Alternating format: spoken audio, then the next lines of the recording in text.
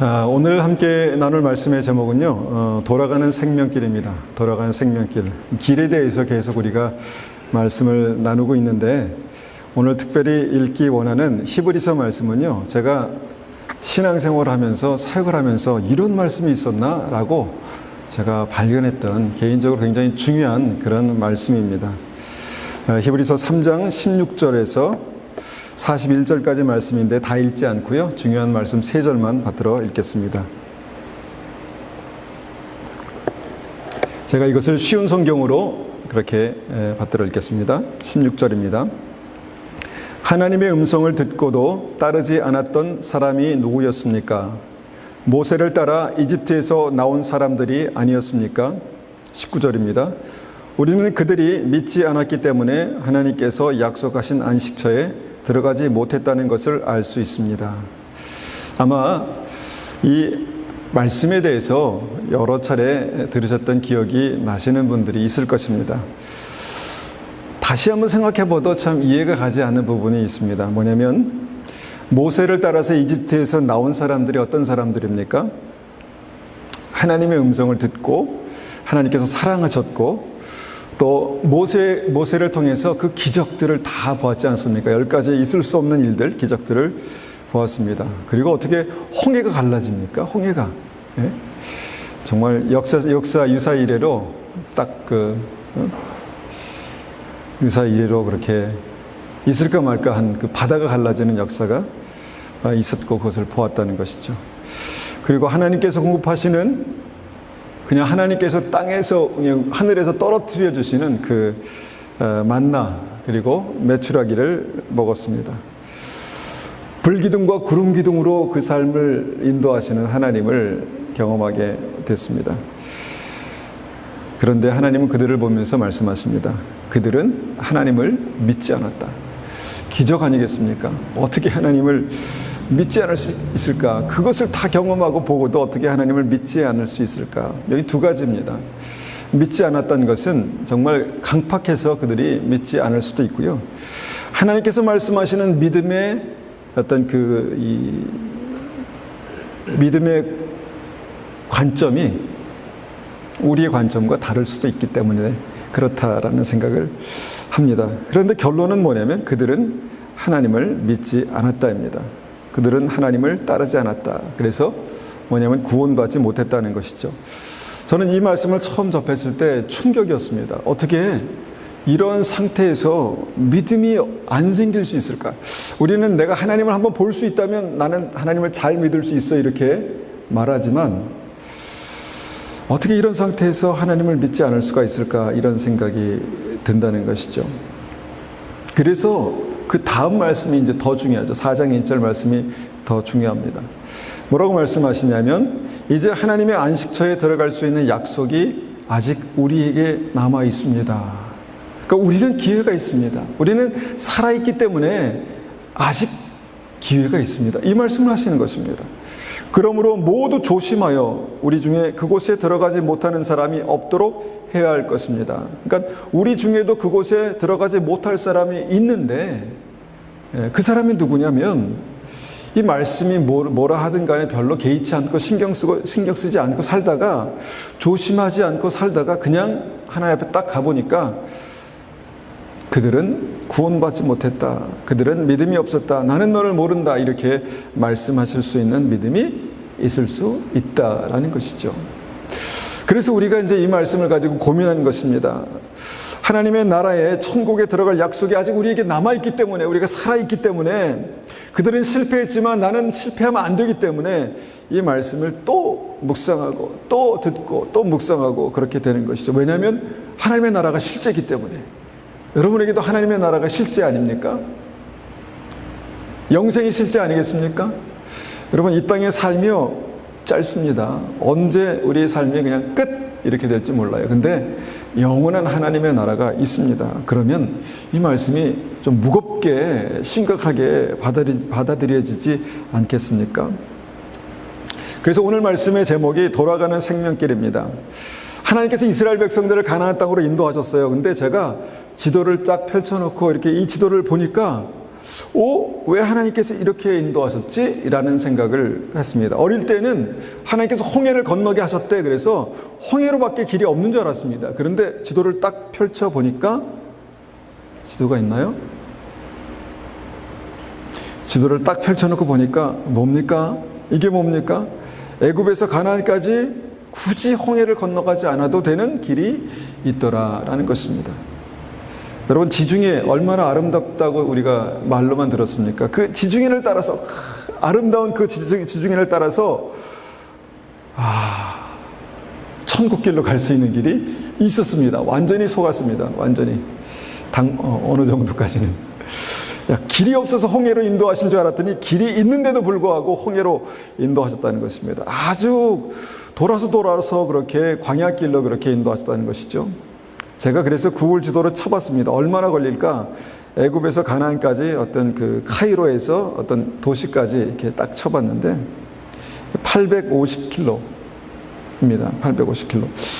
여기서 로키까지 한 1000km 되나요? 그거보다 안 되는 850km. 그러니까 걸어서 가면 대략 7일 정도 걸리는 그런 길입니다. 그러니까 걸어서 가도 7일 정도, 놀며 쉬며 가도 한 달이면 넉넉하게 갈 수 있는 그런 길이다라는 것입니다. 그리고 이제 정확히 말하면 이제 광야길, 홍해를 건너서 이렇게 광야길로 시내산, 바란 광야 이렇게 통과해서 가도 그렇게 오래 안 걸린다라고 성경에 말씀하시죠. 그게 신명기 2장 3절입니다. 2절 3절. 신명기 1장 2절 3절. 받들어 읽습니다. 시내산에서 세일산길로 가데스 바네아까지 가는 데는 11일이 걸립니다. 이스라엘 백성이 이집트에서 떠난 지 이미 40년이 되던 해에 11번째 달 첫째 날에 모세는 여호와께서 말하라고 명령하신 모든 말씀을 백성들에게 전했습니다. 와, 이게 무슨 상황입니까? 광야길을 돌아가도 11일이면 충분히 갈 수 있는 그 길을 하나님께서 인도하시는 그 길로 따라갔더니 40년이 걸렸다라는 것입니다. 40년. 돌아가도 엄청 돌아갔다라는 것입니다. 그런데 그래서 우리가 생각해 보는 것은 왜 돌아가게 하셨는가입니다. 왜 돌아가게 하셨을까? 식량 문제였을까? 광야로 가면 더 먹을 게 없는데요. 식량 문제는 아니었습니다. 그러면 강한 적들이 있었나요? 아닙니다. 이집트의 더 강한 적들을 하나님께서 완전히 진멸하셨습니다. 완전히 이기셨습니다. 그런데 무슨 문제 때문에 7일 길을, 돌아가도 11일 길을 왜 40년을 돌게 하셨을까입니다. 이게 굉장히 말씀에서 중요한 포인트죠. 뭐냐면 하나님의 특별한 목적이 있었다는 것입니다. 돌아가게 하시는 목적이 있는데 그 목적이 뭘까요?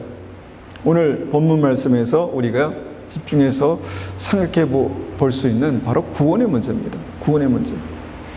그러니까 빨리 가면 거기까지는 갈 수 있지만 돌아가야 되는 특별한 이유가 있었는데 주님께서 그 길을 11일 돌아가도 11일 걸릴 길을 40년 돌아가게 하신 특별한 목적이 있었는데 그 목적이 바로 구원이었다라는 것입니다. 그리고 저는 그것이 우리의 인생길이다 이렇게 믿습니다.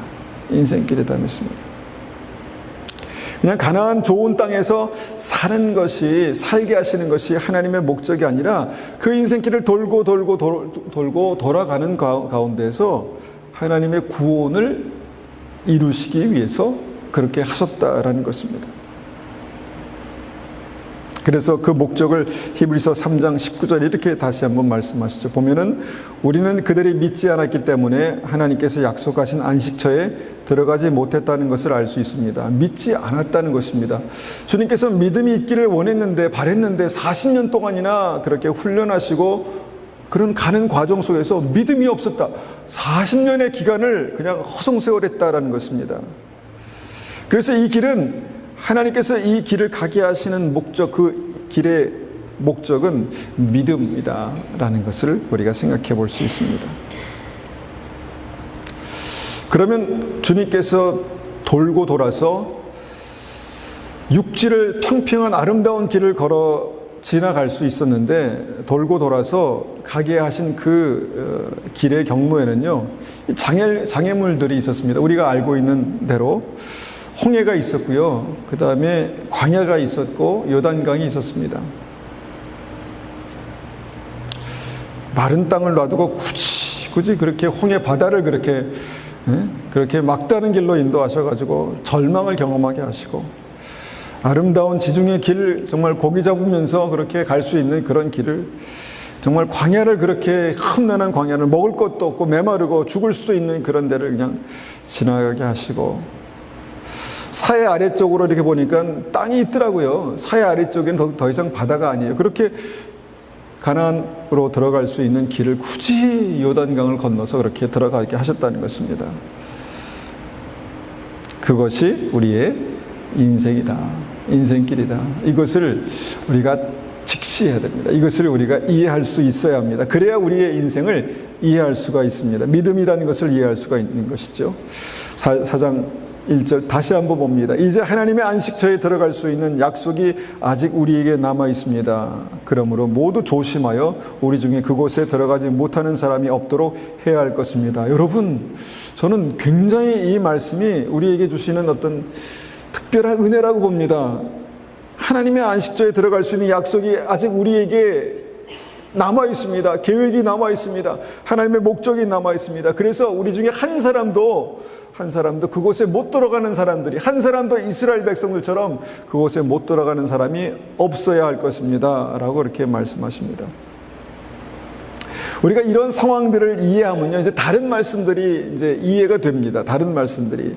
그러니까 마태복음 7장 13, 14절 보니까, 마태복음 7장 13, 14절 보니까 좁은 문으로 들어가라.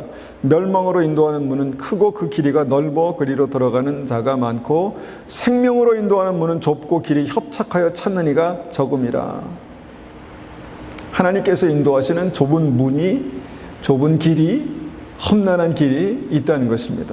굳이 하나님이 우리를 사랑하시는데 왜 나를 이렇게 힘들게 하시나, 라고 이렇게 돌아가게 하시나, 정말 11일 길을 왜 40년을 걸려서 가게 하시나, 거기에는 특별한 목적이 있다는 것입니다. 생명으로 인도하시기 위해서. 왜냐하면 좁은 문으로 들어가기를 힘쓰라. 내가 너에게 이르노니 들어가기를 구하여도 못하는 자가 많으리라. 이 사실을 주님께서 우리에게 말씀하시는 것입니다. 들어가기를 구하여도, 좁은 문으로 들어가기를 구하여도 못하는 자가 많으리라. 그러니까 우리가 생각하는 만큼 그렇게 생명의 길이, 구원의 길이 쉽지 않다. 이것이 오늘 말씀에서 우리에게 주시는 말씀입니다. 주의 이름을 부르라 그러면 구원을 얻으리라 라는 말씀도 있지만, 마태복음 7장 21절에 어떤 믿음으로 주님의 이름을 부르느냐를 주님께서 말씀하실 때에는, 나더러 주여 주여 하는 자마다 다 천국에 들어갈 것이 아니요 다만 하늘에 계신 내 아버지의 뜻대로 행하는 자라야 들어가리라. 말씀이 우리의 심령 가운데 들어와서 내가 이 말씀을 붙들고 오늘 하루를 살아야지라고 고민하며 그렇게 한 걸음 한 걸음 걸어가는 그 사람들이 하나님의 나라에 들어가게 될 것이다. 그냥 주님 나를 붙드시고 인도해 주십시오 라고 끝내는 그 믿음은 아니다, 이렇게 말씀하시죠. 야고보서 2장 26절 끝도 한도 없습니다. 영혼 없는 몸이 죽은 것 같이 행함이 없는 믿음은 죽은 것이라. 말씀이 우리의 심령 가운데 들어와서 우리의 삶을 변화시키지 못하면, 우리의 기질을 변화시키지 못하면, 우리의 죄성을 변화시키지 못하면 죽은 믿음이다라는 것입니다. 어떻게 합니까? 주님, 너무너무 힘들어서 못하겠습니다. 그런데 성령은 하십니다. 주님은 하십니다. 우리 안에 주님께서 계시다면 우리의 죽을 몸도 살리시리라, 이렇게 말씀하시는 주님은 하신다라는 것입니다. 그래서 오늘 우리가 깊이 생각해보고 적용해보기 원하는 것이 바로 하나님께서 인도하시는 그 생명길, 돌아가는 길, 홍해, 광야, 요단강입니다. 여러분, 홍해, 광야, 요단강에 각각의 어떤 특징들이 있는데, 우리가 이 특징을 우리의 마음, 우리의 심령으로 이해하면 우리가 좀 더 불평, 원망, 아니면 실패하지 않고 좀 잘 갈 수 있지 않을까 이렇게 믿습니다. 기도할 때도 핵심을 가지고 기도할 수 있지 않을까 믿습니다. 고린도전서 10장 1절에서 4절까지 말씀 이렇게 우리에게 말씀합니다. 10장 1절 형제들아 나는 너희가 알지 못하기를 원하지 아니하노니 우리 조상들이 다 구름 아래에 있고 바다 가운데로 지나며 모세에게 속하여 다 구름과 바다에서 세례를 받고 다 같은 신령한 음식을 먹으며 다 같은 신령한 음료를 마셨으니 이는 그들을 따르는 신령한 반석으로부터 마셨음에 그 반석은 곧 그리스도시라. 그때도 예수님의 그 진리가 있었고요. 그때도 세례가 있었다는 것입니다. 근데 그 세례가 뭐라고 말씀하십니까? 바로 너희가 건넌 그 홍해가 바로 세례였다. 이렇게 말씀하시는 것입니다. 여러분, 이스라엘 백성들이 홍해를 건너면서 어떤 상황을 접했나요? 죽을 뻔했습니다. 정말 죽는 것이 어떤 것인가를 깊이 묵상했습니다. 바다에 빠져 죽거나 칼에 맞아 죽거나, 여러분 우리 인생에도 이러다 죽는 거 아니야? 그럴 어떤 고통, 그런 절박할 때가 있지 않았습니까? 그 죽음을 경험했습니다. 죽을 수밖에 없는 그 절망을 경험했다는 것이죠. 죽는 게 순간이구나. 죽는 게 순간입니다. 그렇지 않습니까? 우리가 살아있다고 생각하지만, 살아있다고 믿지만, 여러분, 죽는 거 한순간입니다. 한순간. 안타까운 얘기지만, 물난리가 나서, 한국에 물난리가 나서 또 몇 분이 돌아가셨더라고요. 근데 한순간입니다. 죽을 줄 알고 거기에 들어갔겠습니까? 한순간이라는 것이죠. 여러분, 이 죽음을 알아야 합니다. 이 죽음을 받아들여야 합니다. 그리고 이 죽음을 지나서 넘어가는 것이 믿음인데, 그 죽음, 오늘 말씀에서 보는 그 죽음의 핵심이 무엇입니까? 그것이 세례라는 것입니다. 세례, 주님의 죽으심과 합하여지는 것이 세례다. 로마서 6장에 말씀하시지 않습니까? 그러니까 우리는 이것을 그냥 믿음으로만, 말씀으로만 그렇게 이해하지만, 여러분, 주님의 죽으심과 합하여져야 주님의 생명, 부활의 능력과 합하여져서 우리가 영생을 얻는 것이다. 이렇게 말씀하는 것이죠. 그런데 이것이 우리는 그냥 머릿속에서만 그렇게 믿으면 되는 줄 알았는데, 실제 삶 속에서, 이스라엘 백성들의 삶 속에서 그것이 경험되어졌다라는 것입니다. 죽음과, 주님의 죽으심과 합하여지는 세례가 실제 상황이었다라는 것이죠.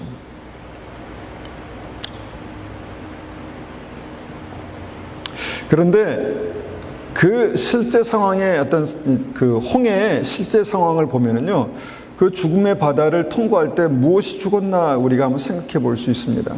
무엇이 죽었을까요? 애굽에 대해서 죽었다 이렇게 말씀할 수 있습니다. 애굽에 대해서 이전에 내가 익숙했고 이전에 모든 것이 그곳에 다 있었는데 이제 홍해를 건너는 순간 애굽은 이미 죽은 것입니다. 나에게 다시 돌이킬 수 없는 바다를 건넌 것이죠. 또 무엇이 죽었나 보니까 이스라엘 백성들을 짓눌렀던 그 애굽의 권세, 바로의 권세가 홍해에서 죽었습니다. 끝났습니다. 더 이상 그 힘에 휘둘릴 필요가 없다는 것이죠. 우리를 억압하는 마귀의 권세가요, 여러분, 끝난 것입니다. 휘둘릴 필요가 없습니다. 예수 그리스도의 이름으로 우리가 그것을 끊어버릴 수 있습니다. 그런데 우리가 끊지 않습니다. 왜냐하면 죄가 좋기 때문에, 죄가 좋아서. 그래서 끊지 않는 것입니다. 붙들고 있는 것입니다. 그래서 홍해는요, 하나님의 죽음의 역사를 이렇게 이해할 수 있게 하나님께서 행하신 것입니다. 여러분, 우리도 홍해를 건넌다라고 믿습니다. 저는 제가 언제 어떻게 홍해를 건넜을까 이렇게 보니까 군대에서 그 홍해를 건넜더라고요. 뭔가 저희 젊은 시절에 꿈도 있었고 하고 싶은 일들도 있었고, 그런데 그걸 다 포기하고 이제 내가 군대 가서, 죄송한 얘기지만 죽을 수도 있겠다 이런 생각을 하고 정말 솔직한 심정으로 그렇게 군대 갔습니다. 거의 몸이 너무 아파서 마음도 무너지고 의지도 거의 그냥 무너진 그런 상태로 갔습니다. 그리고 이 절망이라는 것에 어떤 그 바닥을 경험하게 됐던 그런 시절이 있었습니다. 그런데 그곳에서 주님을 만났습니다. 그곳에서 주님을 만났습니다. 그러니까 어떤 면에서 죽은 것이죠. 그리고 제가 태평양을 건너서 이 캐나다에 왔을 때 그것 또한 홍해를 건넌 사건이 아닌가 믿습니다. 제가 다니던 직장을 내려놓고 또 공부했던 전공에 대해서 이렇게 딱 내려놓고 여기 와서 이제 신학을 해야 되겠다라고 생각하고 태평양을 건너왔습니다. 인생의 어떤 다른 어떤 시작이, 다른 챕터가 시작된 것이죠. 이전의 챕터는 죽었습니다. 그리고 그 순간 저의 재정도 거의 죽어갔고, 또 학업에 대한 어떤 그런 그 한계를 경험하면서, 야, 이게 참 죽을 것 같다, 이런 것도 경험하게 됐습니다. 재정도 바닥났고, 또 능력도 한계치에 다다랐고, 그래서 이거 포기해야 되겠다, 이런 정말 그런 상황들을 경험했었죠. 이것이 저에겐 죽음이었다라는 생각을 합니다. 또한 목회자로 부르심을 받아서 목회를 하기 전에 생각했던 그 꿈, 내가 인생을 이렇게 살아봐야 되겠다, 이런 것을 다 내려놓고 이제는 하나님께서 인도하신 다른 삶을 택했는데, 그것이 저에게는 죽음이었습니다. 우리의 인생 가운데 하나님께서 특별히 우리의 챕터를 바꾸신, 우리의 인생의 어떤 자리를 바꾸신, 더 이상 돌아가지 않아도 될 어떤 그런 삶으로 바꾸신 역사가 있었습니까? 이것이 믿음으로 말미암았다면 그것은 홍해를 건넌 것입니다. 이렇게 홍해를 건넌 사건이 우리의 삶 가운데 있었는데, 이것이 바로 주님의 죽으심과 합하여지는 역사다, 이렇게 이해할 수 있는 것이죠. 두 번째, 하나님께서 인도하신 광야입니다. 11일이면 갈 수 있는 길을 40년 동안 가게 하셨다는 것입니다. 돌고 돌아서 정말 돌아버릴 것 같은 그런 길을 갔습니다. 한두 번이래야죠. 여러분, 11일 갈 길을 막 돌아서 얼마나 많이 돌았겠습니까? 왜 그렇게 돌아가게 하셨을까? 왜 돌아가게 하셨을까요? 죽어야 했는데 아직 죽지 않았기 때문입니다. 한 바퀴 돌으면 죽을 줄 알았는데 아직 똑같으니까 또 한 바퀴를 돌고 또 한 바퀴를 돌고, 그러다 보니까 40년이 걸렸다는 것입니다. 참 죽는 게 어렵습니다. 죽는 게 쉽지 않습니다. 이 죽음은 무엇일까? 우리가 굳이 구분해 보면, 이제 홍해에서 죽는 것은 나의 외적인 어떤 영향력들, 환경에 대해서 죽는 것이라고 보면, 이 광야의 죽음은요, 내 내적인 영향력들, 내 안에서의 어떤 그 기질, 내 안에서의 어떤 죄성, 내 안에서 아직도 내가 주인이야, 내 마음대로 하는 거야, 내가 왕이야 라고 말하는 그 왕 노릇하는 내가 죽지 않았기 때문에 그랬다라는 것이죠. 그러니까 예수님께서 주인 되시는, 예수님이 나의 구주가 되시는 것이 믿음인데, 여러분, 그게 쉽습니까? 그게 어떻게 쉽습니까? 나는 내가 판단하고 내가 생각하고 내가 옳은 길로 가는 게 내 인생이야 라고 생각하고 있는데, 그 생각이 바뀌는 게 쉽겠습니까? 그러니까 이게 40년이 걸린 것입니다. 하나님께서 우리에게 은혜를 베푸시고 기적을 베푸시고 사랑을 보이시면 할렐루야 박수 치면서 그러다가, 내가 힘들고 고달프면 어떻습니까? 하나님 정말 그러실 수가 있습니까? 하나님 살아계십니까? 주님께서 나의 삶을 인도하신 거 맞습니까? 나는 못 믿겠습니다. 나는 못 따라가겠습니다. 이런 거라면 나는 믿음을 포기하겠습니다. 이런 생각이 들 때가 있다는 것이죠. 그런데 그것이 바로 내가 죽지 않은 사인이다 라고 말씀하시는 것이 출애굽의 광야의 역사입니다. 광야의 스토리입니다. 결국은 어떻습니까? 가나안 땅 입구에서 들어가는 그 앞에서도 아직도 내가 살아서 하나님께서 나에게 약속하신 그 약속 못 믿겠습니다. 내가 보니까 내 눈을 시퍼렇게 뜨고 보니까 거기 가면 다 죽을 것 같습니다. 못 믿겠습니다. 그리고 하나님을 대적합니다. 하나님을 대적하죠.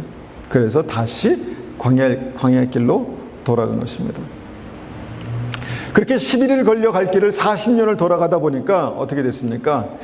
출애굽했던 1세대가 다 죽었습니다.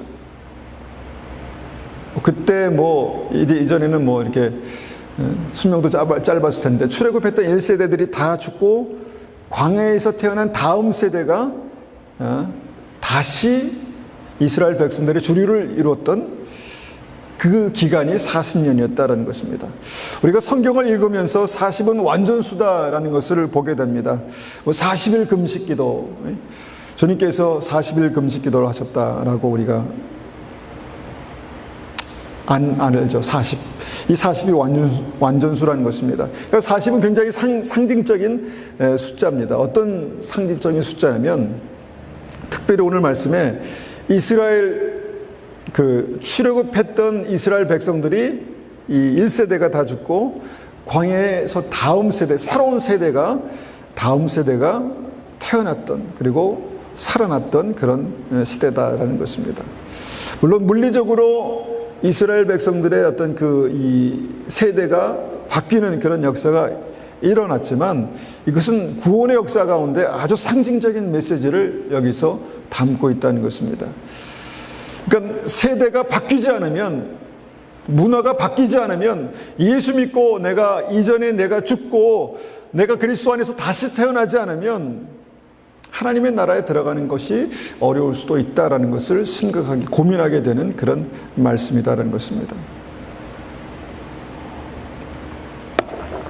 그래서 홍해가 바로의 권세와 애굽의 영향력에 대해서 죽는 곳이라면, 광야는 내 자아가 말씀 앞에, 십자가 앞에 죽는 곳입니다. 그래서 광야도 주님의 죽으심과 합하여지는 그 세례의 과정이었다라고 볼 수 있습니다.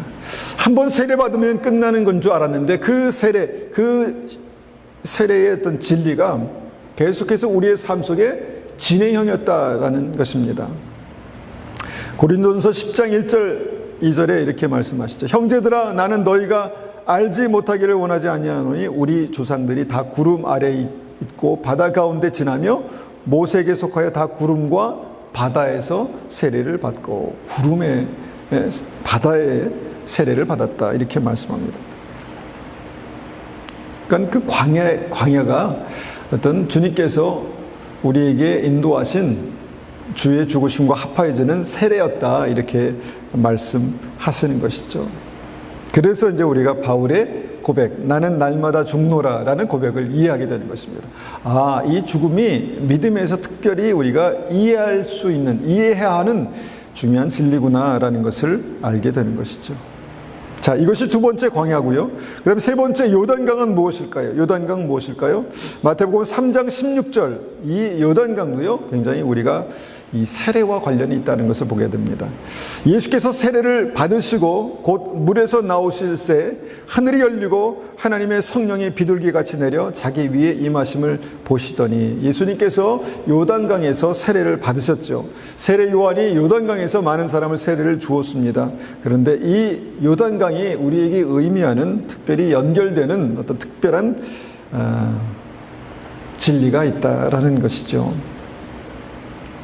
요단강에서 예수님이 받으신 세례는요, 홍해의 세례와 약간의 다른 부분이 있었습니다. 그것이 무엇입니까? 그것이 무엇일까요? 바로 성령입니다. 성령. 예수님께서 세례 받으시자 성령이 비둘기같이 임하셨습니다. 성령이 비둘기같이 임하셔서 주님께서 이 땅에서 인간의 몸을 입으시고 하나님의 사역을 감당하게 하셨죠. 그리고 한 번은 그 세례가 다 지나가고 예수님께 승천하시고 나서 이런 일이 있었습니다. 사도행전 19장 1절 7절까지 말씀입니다.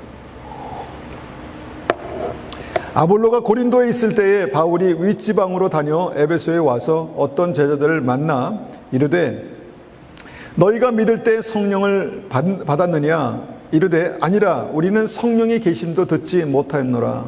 바울이 이르되 그러면 너희가 무슨 세례를 받았느냐? 대답하되 요한의 세례니라. 바울이 이르되 요한이 회개의 세례를 베풀며 백성에게 말하되 내 뒤에 오시는 이를 믿으라 하였으니 이는 곧 예수라 하거늘, 그들이 듣고 주 예수의 이름으로 세례를 받으니 바울이 그들에게 안수하며 성령이 그들에게 임하심으로 방언도 하고 예언도 하니 모두 12사람쯤 되니라. 예수님의 12제자가 아니라 또 다른 12명의 제자가 세례를 2번 받은 사건을 성경은 기록합니다. 왜 세례를 2번이나 받았을까 보니까 첫 번째 세례와 두 번째 세례가 다른 부분이 있었습니다. 다른 것이 무엇인가? 첫 번째 세례는요, 그들이 성령의 세례를, 성령의 어떤 그 역사를 경험하지 못한 그런 세례였고, 두 번째는 예수 그리스도의 이름으로 세례하고 바울이 안수하자 그들이 성령을 받았다는 것입니다. 성령을 받았다. 그러니까 성령 세례라고 그렇게 얘기를 하는데, 성령 세례라는 단어가 우리가 만든 단어가 아니라 주님께서 우리에게 말씀하신 것입니다. 마태복음 3장 11절 보니까 나는 너희로 회개하게 하기 위하여 물로 세례를 베풀거니와 내 뒤에 오시는 이는 나보다 능력이 많으시니 나는 그의 신을 들기도 감당하지 못하겠노라. 그는 성령과 불로 너에게 세례를 베푸실 것이요. 우리가 물로 세례를 받는 것, 그것 굉장히 중요합니다. 그런데 주님께서는 물로 세례받는 것을 뛰어넘어서 무엇을 말씀하냐면 성령과 불로 세례를 받는다라는 어떤 새로운 개념을 말씀하십니다. 물론 진리 안에서는 한 가지지만 성령으로 세례를 받는다 이렇게 말씀하시죠. 요한복음 3장 5절에도 이렇게 말씀하시죠. 예수께서 대답하시되 진실로 진실로 내게 이르노니 사람이 물과 성령으로 나지 아니하면 하나님 나라에 들어갈 수 없느니라. 이 성령의 역사, 성령의 세례 받을 때 성령의 역사가 임하는, 성령이 임하는 어떤 그런 세례, 요단강의 세례를 우리가 한번 주목해 봅니다. 이것이 불과 성령으로 주시는 세례입니다. 그런데 여러분, 이 세례는 계속해서 그 본질은 같습니다. 진리는 같습니다. 주님의 죽으심과 합하여지고, 그럴 때 주님께서 우리 안에 사시는, 부활의 능력으로 사시는 그것이 세례죠. 여러분, 이 요단강을 이스라엘 백성들의 새로운 세대, 다음 세대가 지나갑니다. 그런데 이 다음 세대가 어떻게 지나갑니까? 이전에 홍해의 세례를 받은 이스라엘 백성들이요, 이 요단강을 건너지 못했습니다. 요단강을 건너지 못해서 실패했다는 것입니다. 왜 건너지 못했습니까? 이 두려움 때문에. 너무 두려웠어요. 거기에 가나안 땅에 사는 아낙 자손들, 거기에 철병거들, 우리가 보기에 메뚜기 같은, 실제로 역사 속에 보니까 키가 막 2배나 되는 그런 사람들이 살았더라고요. 그런 사람들이 즐비했나 보죠. 그래서 우리가 서서 보니까 우리는 마치 메뚜기와 같았다 이렇게 말합니다. 두려움 때문에 요단강을 건너가지 못했습니다. 막 그 두려움 때문에 울고불고 난리가 아니었습니다. 하나님 너무하십니다. 하나님 우리를 죽이시려고, 우리 가족들을, 자녀들을 죽이시려고 이렇게 여기까지 인도하셨습니까? 그러면서 돌을 들고 막 모세를 죽이려고 하고 막 난리가 아니었습니다. 그런데 두 번째는 어떻게 했습니까? 그 두려움이 완전히 사라졌어요. 두려움이 완전히 사라졌습니다. 여기 막 이스라엘 백성들이 막 두려움에 벌벌 떨면서 불평하고 원망했던 그런 기록이 있습니까? 완전히 달라졌습니다. 완전히. 무엇이 달라졌을까요? 외적인 조건은 똑같습니다. 다 그 DNA를 받아서 그렇게 온 것이지, 갑자기 키가 커졌다든가, 갑자기 전투력이 상승됐다든가, 이런 게 없습니다. 무엇이 달라졌습니까? 그들의 내면이 달라졌습니다. 내면에 하나님의 능력이 임한 것입니다. 두려움을 이기는 하나님의 능력이 임하는 것입니다. 성령의 권능이 임한 것이죠. 세상을 이기는 두려움이, 세상의 두려움을 이기는 그 능력이 임한 것입니다. 그래서 여기에서 무엇이 죽는가 봤더니 그 두려움이 죽었습니다. 세상을 향한 두려움, 적들을 향한 두려움, 삶에 대한 두려움, 미래에 대한 두려움이 죽었다는 것입니다. 그리고 성령의 능력으로, 하나님의 능력으로, 주님의 권능으로 다시 살아났습니다. 그러니까 너무 쉽게, 그때는 너무너무 어려웠는데, 요단강을 건너는 것이 너무너무 어려웠는데, 지금은 어떻습니까? 너무너무 쉽게 쑥 건너지 않습니까? 여러분, 이것이 이 세례의 능력입니다. 세례의 능력입니다. 요단강을 건너는 믿음, 불과 성령의 세례가, 능력이 그들에게 임한 것입니다. 여러분, 인생은요, 우리가 똑똑해서 잘 되는 것이 아닙니다. 열심히 한다고 잘 되는 것이 아닙니다. 주님께서 우리와 함께 하셔야 합니다. 주님께서 함께 하신다는 것이 무엇입니까? 구원의 보증으로 믿는 자들에게 내가 성령을 주시지 않겠느냐. 성령의 세례가 우리의 삶 가운데 임하는 것입니다. 여러분, 기도할 때 무엇이 달라집니까? 두려움이 없어집니다. 믿음이 있는 사람 무엇이 다릅니까? 두려움이 없습니다. 무턱대고 두려움이 없습니까? 아닙니다. 하나님, 전능하신 하나님을 믿기 때문에 그 전능하신 하나님을 믿는 믿음이 두려움을 이기는 것입니다. 그러니까 요단강을 건너게 됐다는 것입니다. 여러분, 성령으로 세례 받으셨습니까? 성령으로 세례, 불과 성령으로 주시는 그 세례를 받으셨습니까? 그렇다면 그 증거가 무엇입니까? 우리에게도 이런 과정이 있어야 합니다. 우리에게도 이 과정이 있어야 합니다. 날마다 우리가 세상을 살아가면서 뭐 먹고 살지, 어떻게 살지, 뭐 하고 살지, 늘 그 두려움이 우리의 삶을 그렇게 짓누르고 있다면 우리는 아직 광야를 또 한 번 돌아가야 되는 그런 상황이 될지도 모르는 것입니다.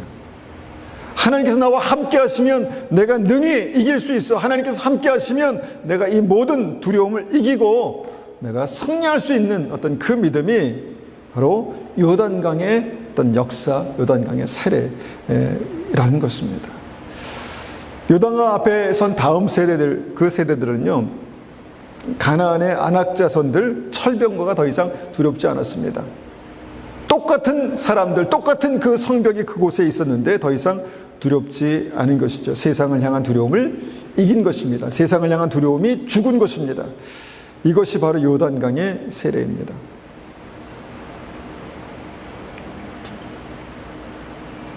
그리고 요단강 세례를 통과한 이스라엘 백성들은 가나안 땅에 믿음으로 들어가게 되는 것이죠.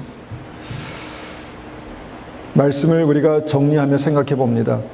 주님의 죽으심과 합하여지는 세례는요, 믿음에서 굉장히 중요한 사건입니다. 우리가 한번 믿고 세례받고 끝나는 것이 아니라 이 세례는요, 우리 인생이라는 광야 속에서 계속해서 진행형입니다. 내가 날마다 죽노라, 내가 날마다 그리스도의 십자가에 못 박혀서 내가 죽고 예수님께서 살아계신 어떤 그 믿음의 증거가 나타나게 되는 것이죠.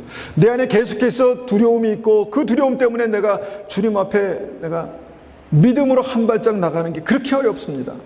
그런데 여러분, 주의 성령이 임하시고 그 성령이 우리 안에 역사하시면 두려움을 이기는 것입니다. 주님의 죽으심과 합하여질 때 주님의 부활의 능력이, 죽은 자도 살리시는 그 능력이 우리의 삶 속에 역사하게 되는 것입니다. 그래서 그렇게 우리도 홍해와 광야와 요단강을 지나가게 되는 것입니다. 여러분, 홍해를 지난 여러분, 나는 앞으로 40년이 걸릴 거야, 이렇게 생각하십니까? 아닙니다. 11일 걸릴 길을 40년 돌아가는 것입니다. 왜 돌아갑니까? 죽지 않았기 때문에. 죽지 않았기 때문에. 아, 이것이구나. 이 믿음을 가지고 주님 앞에 나가는 것이구나. 그러면 주님께서 우리 안에 역사하시는 것이구나. 그러면 우리가 살아나는 것이구나. 이것을 우리가 알게 되는 것이죠. 그래서 여러분, 생명을 취하기 전에 여러분, 우리가 주님의 죽으심과 합해지는 역사가 우리의 삶 가운데 있어야 한다는 것입니다. 나는 날마다 죽노라.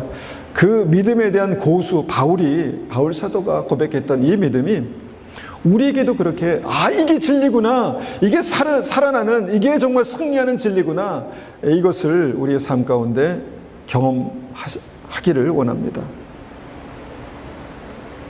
그래서 주님께서 우리 안에 사시는 그 은혜가 단순히 믿음을 뛰어넘어서 권능으로, 이기는 능력으로, 성령의 능력으로 우리의 삶 가운데 나타나시기를, 부활 생명으로 그렇게 역사하시기를 간절히 축원합니다. 이 시간에 한번 같이 기도하겠습니다.